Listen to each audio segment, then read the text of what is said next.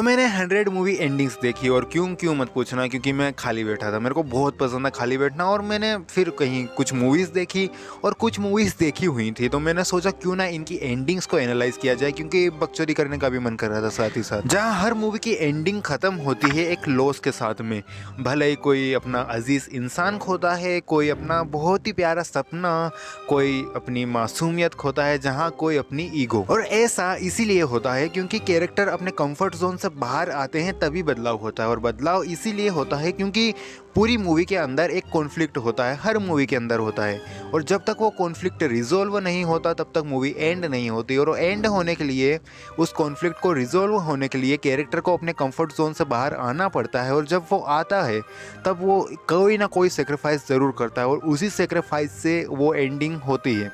और सेक्रीफाइस नहीं करता है तो फिर गड़बड़ी एंडिंग हो जाती है। और क्या, बट हाँ, सेक्रीफाइस वाली एंडिंग में ला ला लैंड का एग्जांपल तुम ले सकते हो, जहाँ उस मूवी की एंडिंग में हमें यह सीखने को मिलता है कि हमें ज़िंदगी में हमेशा सब कुछ नहीं मिल सकता। उन दोनों को भी अपने सपनों को पाने के लिए अपने प्यार को खोना पड़ता है। और वो मूवी बहुत ही अच्छा एग्जाम्पल है कि एंडिंग लॉस के साथ क्यों होती है। जहाँ एक बात ये भी है कि एंडिंग कभी भी प्योर विक्ट्री नहीं होती, वो हमेशा एक ट्रेड होती है। हर विन के साथ, हर जीत के साथ एक प्राइज भी होता है। जहाँ हीरो भले ही दुनिया बचा लेता है, लेकिन उसको अपनी फैमिली, अपने परिवार वाले, अपने चाहने वाले गंवाने पड़ते हैं। जैसे एवेंजर्स एंड गेम के अंदर टोनी ने अपने एवेंजर्स, पेपर पोट्स और अपनी बेटी, सारी चीज़ों को गंवाना पड़ गया था बस दुनिया बचाने के लिए। जहाँ रिवेंज मूवीज़ के अंदर भी, जहाँ कैरेक्टर को किसी न किसी बात का बदला लेना होता है, वहाँ पर भी वो बदला मिल जाता है, लेकिन पीस नहीं मिलती। वो कैरेक्टर के मन में हमेशा एक उथल पुथल रहती ही है, और उसी के साथ मूवी ख़त्म होती है। और हैप्पी एंडिंग वहीं पर होती है जहाँ कैरेक्टर एक्सेप्ट कर लेता है, जहाँ रियलिटी के साथ सेटल हो जाता है।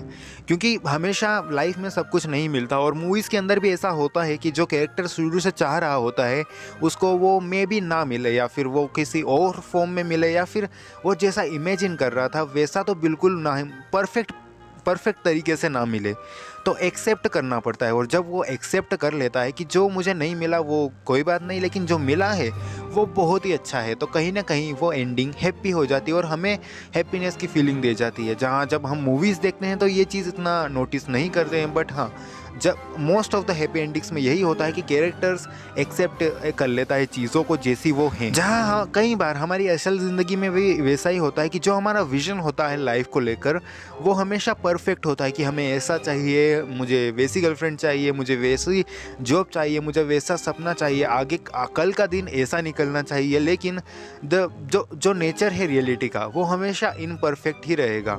उसका वो नेचर ही है कि वो इनपरफेक्ट रहे, तो कभी भी चीज़ें परफेक्ट नहीं होंगी। तो हमें एक्सेप्टेंस सीखना पड़ता है, और यही चीज़ मूवीज़ हमें उनकी हैप्पी एंडिंग्स के थ्रू सिखाती है। जहाँ इस तरह की हैप्पी एंडिंग होने से पहले कैरेक्टर इंटरनली जीतता है खुद से। फॉर एग्जाम्पल लाइफ ऑफ पाई, जहाँ पर वहाँ पर हमारे कैरेक्टर को टाइगर या फिर जानवरों से डर होता है, लेकिन वो अंदर से अपने उस डर को ख़त्म करता है, अंदर से खुद के ऊपर विजय पाता है, वो अपने डर के ऊपर जीत पाता है, अंदर से खुद को बदलता है, और फिर जाके वो जो एक्सेप्टेंस वाली हैप्पी एंडिंग है वो होती है। जहाँ हर जगह पर डर का सामना ही नहीं करना पड़ता है, जबकि कुछ जगहों पर सच को अपनाना होता है, कुछ जगह पर अपनी ईगो को छोड़ना होता है, और कुछ जगहों पर रिस्पॉन्सिबिलिटी उठाना होता है। जहाँ ये भी जो एंडिंग होती है वो एंडिंग्स नहीं होती है, वो अंत भी एक शुरुआत की ओर ही जाता है। क्योंकि हर मूवी एंड होने के बाद ऐसा तो है नहीं कि कैरेक्टर की लाइफ ख़त्म हो गई, या फिर कहानी ख़त्म हो गई, या फिर दुनिया तबाह हो गई। कुछ ना कुछ तब भी बाकी रह जाता है कैरेक्टर की लाइफ में, या फिर मे भी उस दुनिया में, उस कहानी में हमेशा कुछ ना कुछ, कभी भी कुछ रुकता नहीं है।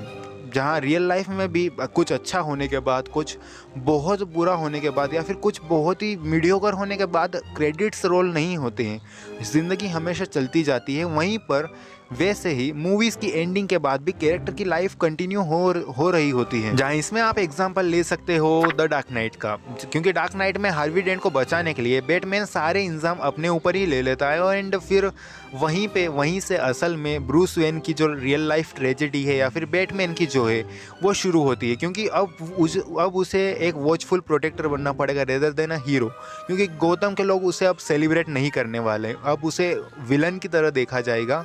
एंड वहाँ से उसके लिए एक नई शुरुआत है और नई मुश्किलें आएंगी उसकी ज़िंदगी में जो उसे सामना करना है जिसके लिए, और वही चीज़ें हम द डार्क नाइट राइजेस में देखते हैं। बट हाँ, द डार्क नाइट की एंडिंग असल मायने में एंडिंग नहीं है, और ऐसी ही बहुत सी मूवीज़ हैं जिनकी एंडिंग असल मायने में एंडिंग है ही नहीं, वो एक नई शुरुआत की तरफ जाती हैं। जहां तुम लोगों का क्या कहना है मेरी इस एंडिंग्स की फिलोसॉफी के ऊपर, एंड वीडियो अच्छी लगी हो तो वीडियो लाइक कर देना, अपने दोस्तों के साथ शेयर कर देना एंड सब्सक्राइब कर देना, नहीं तो उसके साथ तुम्हारी एंडिंग अच्छी नहीं होगी।